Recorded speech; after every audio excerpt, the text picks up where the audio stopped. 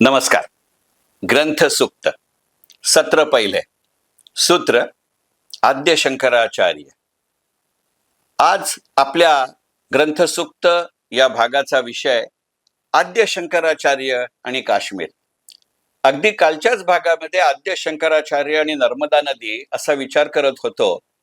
त्याच वेळेला एक लक्षात आलं की नदी म्हणून, भूभाग म्हणून नर्मदा नदीचं जसं आद्य शंकराचार्यांच्या जीवनामध्ये एक अनन्यसाधारण महत्व आहे, तसं आद्य शंकराचार्यांच्या संबंधी विविध ठिकाणचं लेखन, मग ते कधी पुस्तकाच्या स्वरूपात असेल, कधी लेखाच्या स्वरूपात असेल, कधी त्यांनी लिहिलेल्या पुस्तकांच्या स्वरूपात असेल, कधी त्यांनी लिहिलेल्या स्तोत्रांच्या स्वरूपाविषयी असेल, किंवा त्यांनी लिहिलेल्या स्तोत्रांविषयाच्या पुस्तकाच्या स्वरूपामध्ये आहे. यातलं कुठच्याही प्रकारचं लेखन वाचत असताना आद्य शंकराचार्य म्हणलं की जसा अद्वैतवादाचा उल्लेख येतो, आद्य शंकराचार्य म्हणलं की जसा नर्मदा नदीचा उल्लेख येतो, तसा अपरिहार्यपणानं आद्य शंकराचार्यांच्या जीवनामध्ये काश्मीर या प्रश्नाचा किंवा भूभागाचा उल्लेख येतो. आणि मग आज म्हणूनच ग्रंथसुक्तचा विषय आद्य शंकराचार्य आणि काश्मीर. आणि हा विषय तसंही एक वेगळ्या अर्थानं माझ्या डोक्यामध्ये यायचं खरं कारण सांगतो की तुमच्यापैकी अनेकांना कल्पना आहे की काश्मीर या विषयावरती मी सातत्यानं वेगवेगळ्या ठिकाणी व्याख्यानं देत असतो. काश्मीर ह्या विषयाचं माझं पुस्तक आहे, त्याची सध्या 3री आवृत्ती सुरू आहे. आणि पूर्णपणाने काश्मीर आणि तिथल्या भूभागाची एक वेगळी भावनिक, सांस्कृतिक, संवेदनशील बाजू दाखवण्याचा मी त्यात प्रयत्न केलाय. आणि त्यावेळेला लक्षात असं येतं की कलम 370 रद्द झाल्यानंतर ज्या पद्धतीनं मूळ जम्मू काश्मीर राज्य होतं, ज्याच्यामध्ये काश्मीर खोऱ्याचा भाग आहे, ज्याच्यामध्ये जम्मू शहराचा भाग होता आणि ज्याच्यामध्ये लेह लडाखचा भाग होता, या एका अखंड सलग अशा भूभागाचं आपण आता 2 केंद्रशासित प्रदेशांमध्ये विभाजन केलेलं आहे. आणि मग हे जेव्हा माझ्या लक्षात आलं, त्यावेळेला असं सहज मनामध्ये आलं की आज मी तिला काश्मीरचं अशा पद्धतीनं 2 स्वतंत्र केंद्रशासित प्रदेशामध्ये विभाजन करणं हा एका वेगळ्या अर्थी आद्य शंकराचार्यांनी सांगितलेल्या व्यवहार्य अद्वैतवादाचं उदाहरण आहे का, म्हणून त्याच्याकडे बघावं लागेल. याचं कारण असं आहे की आद्य शंकराचार्यांनी दक्षिणेकडच्या एका राजाला एकदा असा सल्ला दिला होता की त्या राज्यामध्ये हिंदूही प्रमाणामध्ये होते आणि साधारणपणे त्याच प्रमाणामध्ये जैन आणि बौद्ध असेही होते. त्यांना अद्वैतवादाच्या सूत्रामध्ये एकत्र आणण्याचा त्यांचा प्रयत्न होता आणि त्या प्रयत्नाला राजाश्रय होता. आणि यातनं महत्वाचं भाग कार्य करण्यासाठी कशा पद्धतीनं याची रचना करता येईल अशी राजाशी चर्चा सुरू असताना आद्य शंकराचार्यांनी त्या राजाला असा सल्ला दिला की आत्ता आहेत त्याच्यापेक्षा जैनांना एक वेगळा भूभाग द्या, बौद्धांना एक वेगळा भूभाग द्या.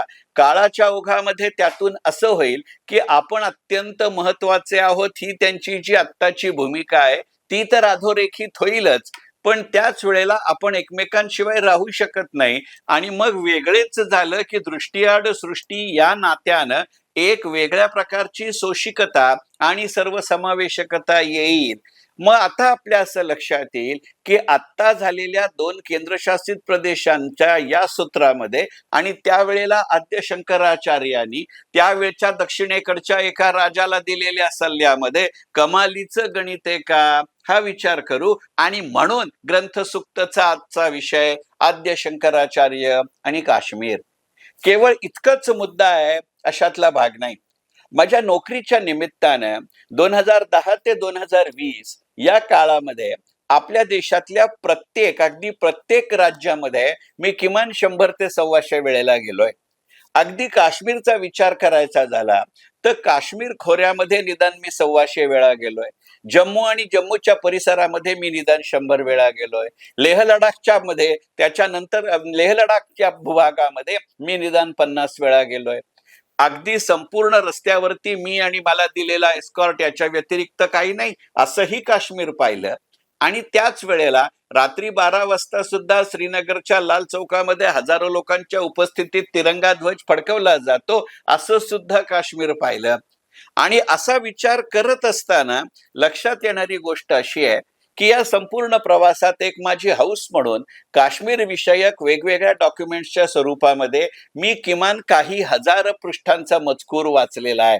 आणि मग लक्षात असं येतं की आज मी तिला काश्मीर प्रश्न सोडवताना जी नानाविध स्वरूपाची चर्चा केली गेली, नानाविध स्वरूपाचे प्रयत्न केले गेले, त्याच्यामध्ये आणि शंकराचार्यांना शारदा मठाच्या माध्यमातून जगद्गुरु ही पदवी देताना ज्या पद्धतीची प्रसंगमाला घडली, याच्यामध्ये प्रचंड मोठ्या प्रमाणावरती कमालीचं साम्य आहे असं लक्षात येतं.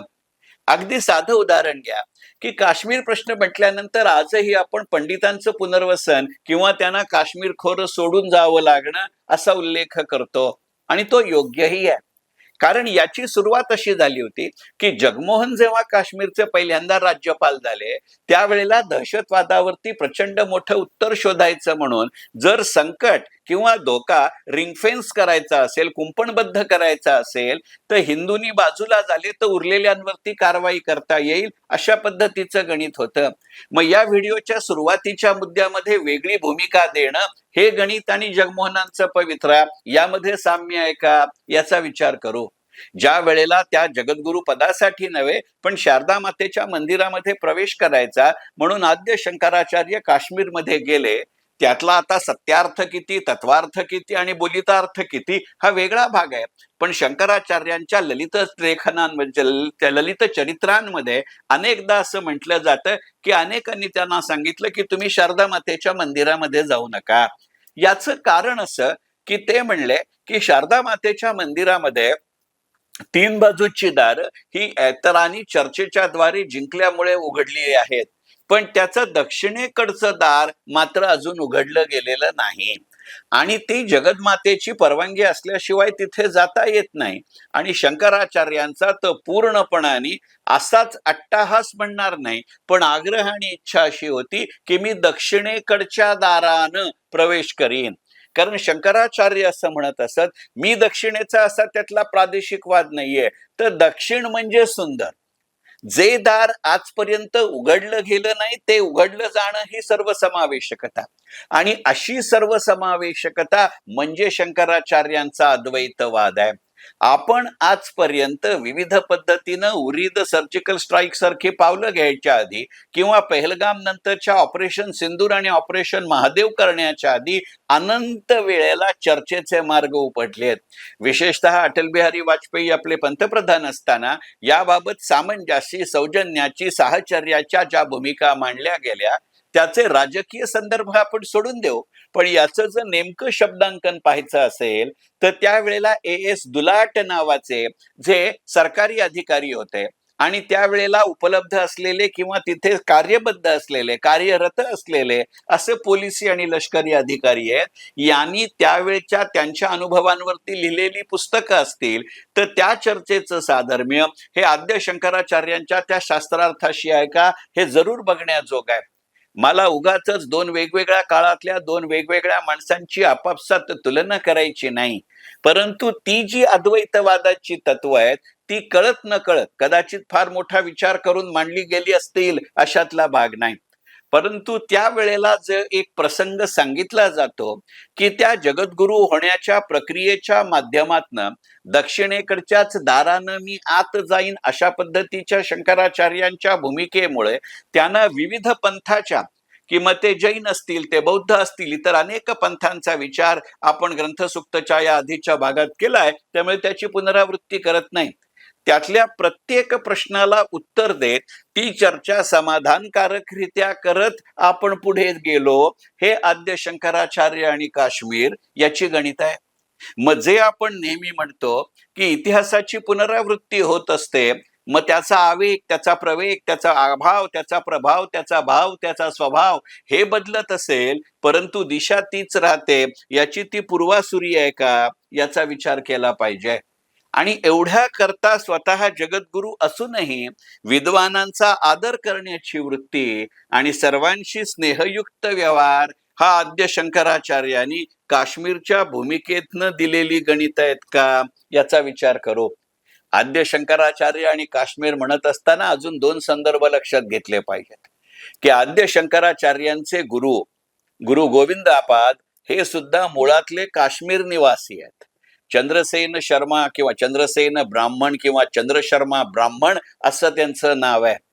ज्यांच्याशी शास्त्रार्थ करून ज्या मंडन मिश्रांना आद्य शंकराचार्यांनी आपल्या बाजूला वळवून घेतलं, हा त्यांच्या आयुष्यातला एक अपरिहार्य आणि फार महत्वाचा टप्पा मानला जातो.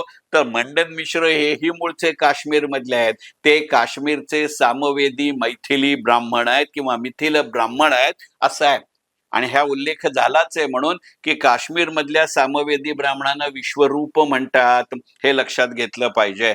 आणि त्या दृष्टिकोनातनं आद्य शंकराचार्य आणि काश्मीर असा विचार करत असताना या व्हिडिओतला शेवटचा मुद्दा, जगद्गुरु होण्याच्या प्रक्रियेमध्ये शारदा देवी मंदिरातल्या प्रवेशांच्या निमित्तानं आद्य शंकराचार्यांनी तिथं केलेली जी प्रश्नोत्तर आहेत ती उत्तर देताना त्यांनी वेगवेगळ्या ऋषींच्या माध्यमांचा उल्लेख केलाय.